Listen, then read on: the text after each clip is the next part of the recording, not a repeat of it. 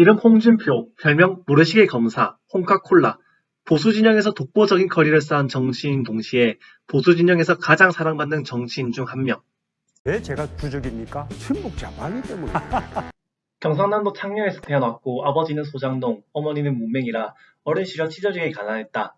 집안이 너무 가난했기에 아버지는 홍준표에게 육사 지원을 권고 이에 육사를 가기로 마음을 먹었다.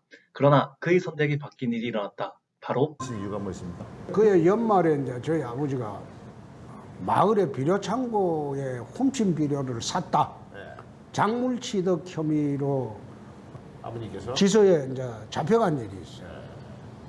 그 나중에 2년 뒤에 밝혀진 건데 조합장이 그 더 쉬운 거예요. 자기가 비료를 한 800포대 해먹고 그래 설명을 해도 경찰관들이 그 조합장하고 한패가 돼가지고 말을 안 듣더라고. 그 이틀 동안 당하는 거 보고 경찰 잡으려면 뭐 해야 되노? 이렇게 물어보니까 검사하면 된다고 그러더라고. 그래서 에라이 검사라도 하자. 이에 고려대학교 행정학과에 진학해 사법고시 준비. 하지만 번번이 실패. 그러나 실패에 좌절하지 않고 도전한 결과 사전 5기 5년 만에 결국 30살에 사법고시를 합격하여 검사의 꿈을 이루게 된다.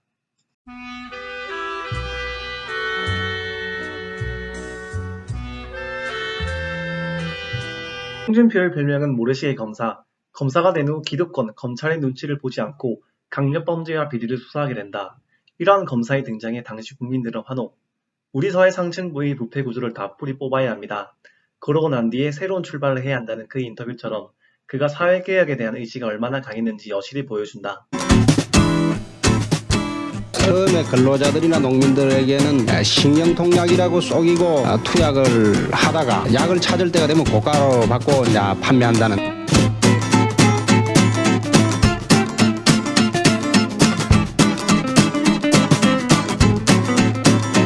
10년간 검사 생활을 하면서 전두환 노태우 정권의 친인척과 실세들을 감옥에 넣었고 수많은 조폭을 잡아넣은 홍준표에게 돌아온 것은 당시 검찰 내부의 곱지 않은 시선과 좌천이었고 이에 홍준표는 검사 생활을 그만두고 정계 진출을 고민한다.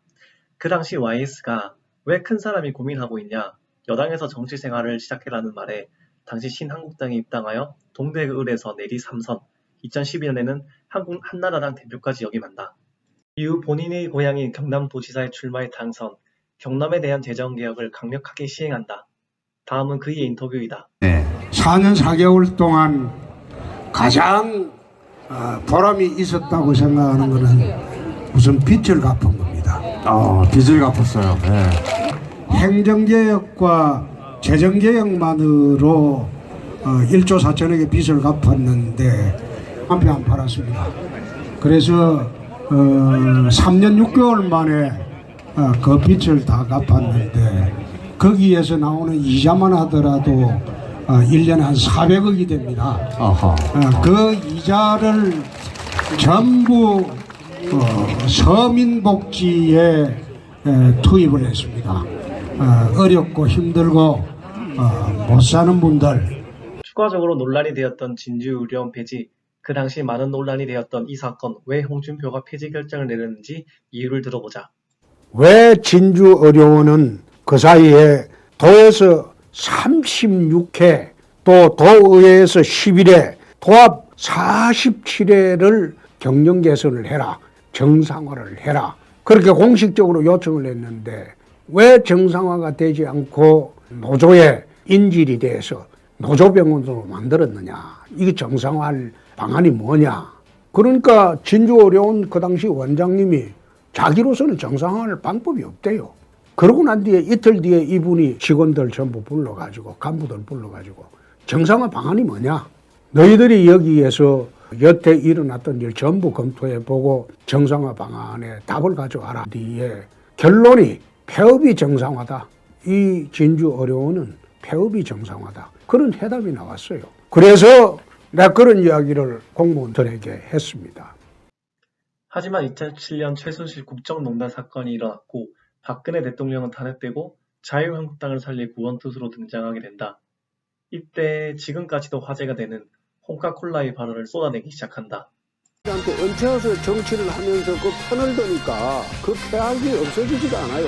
그 국민들 세금을 나눠먹게 하자. 그거는 옳지 않은 처사죠. 예. 5.18 유공자는 가산점을 줘도 되고 군 복무자 갔다 온 사람은 가산점 안 주는 게 옳다.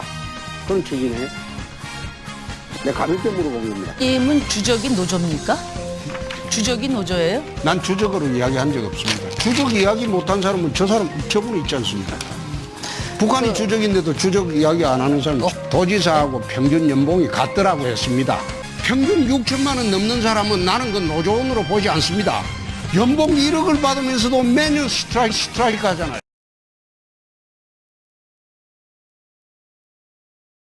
하지만 당시 선거는 문재인의 승리로 끝났고 지지율 위로 안철수보다 높은 지지율이 났다.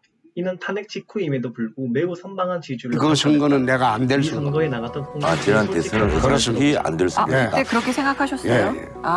그 전. 내가 처음 나가면서 보수파 징령 괴멸을 방지하기 위해서 나가는 것이지 내가 된다는 선거라고 내가 보지 않았습니다. 그래서 내가 된다는 선거라고 판단했으면 달랐죠.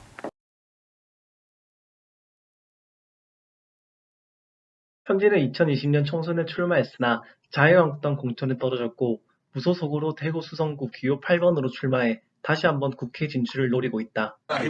마지막으로 그가 문재인 정권을 어떻게 바라보고 있는지 들어보자.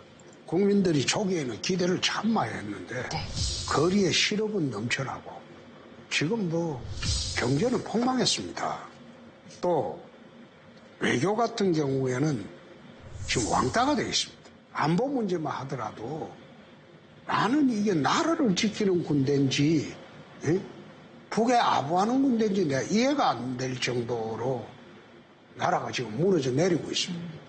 그래 이런 판에 나는 저게 49점. 가끔은 막말을 한다는 평가를 받지만 그것보다 솔직함으로 다가오는 정신이다. 힘든 시간을 겪고 그가 보수 진영에서 독보적인 커리어를 쌓아온 것은 부정할 수 없다. 이번 총선 이후 그의 행보가 더욱 기대되고 콩카콜라 같은 국회 활동을 기대한다.